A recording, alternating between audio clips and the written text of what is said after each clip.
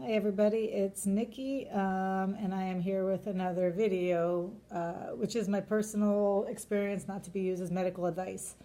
Um, I was going to talk a little bit about my calibration factor this evening because I'm working with it and I'm getting somewhere. And although maybe I will never be able to explain it because maybe it's not really usable that way, I do feel like I'm moving forward with it in a direction that maybe I can use it to help me kind of guide some of my decisions. Um, so I figured I've had a rough day today with diabetes. I did a Mio insertion this morning with while I was sitting there chatting with my mom, not paying close attention, and it was clear there was a small problem with my infusion set when I unwound it, and it seemed to leverage it up and loosen it. And I made a really bad decision and inserted it anyway. And then I regretted that because when I pulled it off at 2 o'clock, so I inserted at 9:30 a.m. and pulled it off at 2 o'clock. I found out that my cannula or the tube was laying flat against my skin, and my blood sugar was a 600, and I was sick and spilling ketones and all that. And I had been testing my sugar throughout the day, but for various reasons, it didn't really reveal itself as a problem um, until it really, had just gained whatever it gained to get me there. And I'm down again, but now I'm at this very interesting crossroads. So I figured I would make a video while I do this. So here's the scenario. I was up to a 600. I did a lot of insulin and I walked and I was falling. And the last time I tested, I was a 300. In fact, I think I was about a 260 something, and I calibrated at that number. I still have zero point 0.5 units on board, so there's still a little bit kind of, acting in my favor. And my SG reads a 249, right? But I had a salad and for dinner, obviously a low carb dinner. And so now I'm not really sure. I tested once and it looks like my sugar's higher than what it was, but I'm not sure. So I'm making these videos and I'm thinking a lot about this. And as I've said in a couple of videos, my solution is just to test 85 more times to see if I can actually get the right number. But I was going to go on right now and show you what I need to do when I'm doing it and what I use with the information. So you saw that my SG was a 249. I still have a little tiny something on board. It's clear I'm going to need a correction anyway because 0.5 is not going to cover a 250.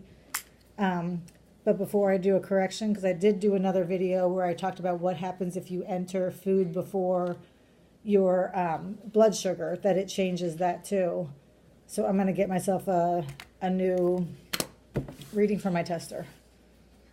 Okay, now this one says I'm at a 260. Okay, so in my old diabetes life, I'd go, I'm at a 260 and I'd move on. Actually, in my old diabetes life, I'd go, I'm at a 260, cry me a river, and then I'd go eat some pizza and do half the insulin for it. So I've really come a long way. But before I started all this, I would at least just take that first number and run with it because that was good enough. But now I know it's not, may or may not be accurate. Okay, so here's test number 2. That's my mom. Okay, a 249. So that actually is crazy because that almost never happens to me that they're so close. It does happen, but it's not as common as you would like. Okay, so a 260 and a 249, those are great. So I'm not going to test again. Sometimes I get a 249 and like a 296, and then I'll do a third test as like a tiebreaker. But a 249 and 260 with my SG being a 243, I feel very confident that those are good numbers. So the next thing I would do is I would come to my status from my menu. And I've shown you guys this before, anyone who's actually looking. I go down, to sensor. And come out to sensor. I enter sensor. And then I go to my Isig, which is not visible in here. Okay, so if you go down in sensor, you're going to find Isig, and my Isig at the moment is a 40.8. 40.8. So I said my BG was a 260, so I'm gonna take the 2 Okay. I don't know how to clear my text messages, but it's clear. And it's just my mom. There was nothing exciting anyway. Okay, so 260 divided by a 40.8 will give me a 6.3, almost a 6.4. Okay, so that was the first one. And the second one I said was 249 divided by 40.8 will give me a 6.1. So what I know from that is that even though my sugar is probably just about what it was when I calibrated an hour ago, whatever it was, my calibration factor is just above a 5.5. Once I get to a 6, that's difference enough that I know it probably is showing me movement. So because it's above a 5.5, it's probably climbing right now. Even though I did all that insulin, I took my walk and everything else, all those things were really battling that crazy 600. Then I had that salad, which was very, very harmless, except for there probably were 5 grams of carbs on it that I didn't do the insulin for because I wasn't thinking. I don't know at what point I'm going to start thinking.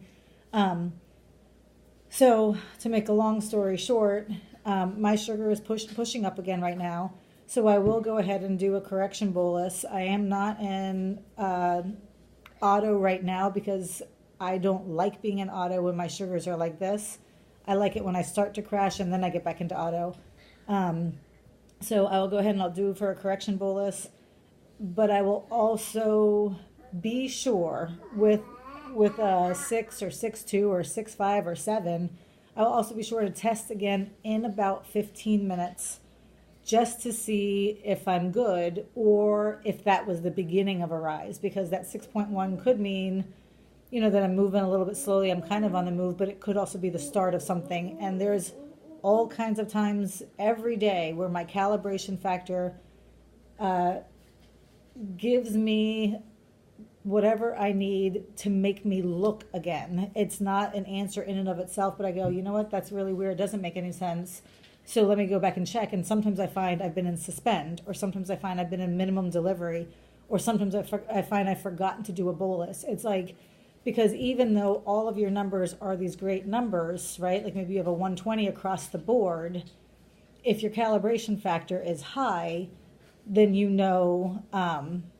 that you might be a 120 right now, but that's about to change, which makes you go back and look at what's led up to this. And a lot of times it reveals itself and you go, oh my goodness, I didn't do this and I better correct for it. And you head off a high. I got all kinds of fantastic advice.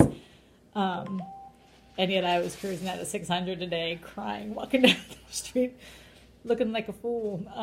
So listen to me, don't listen to me, it's up to you. But thanks for watching this one, and I will see you later. Bye.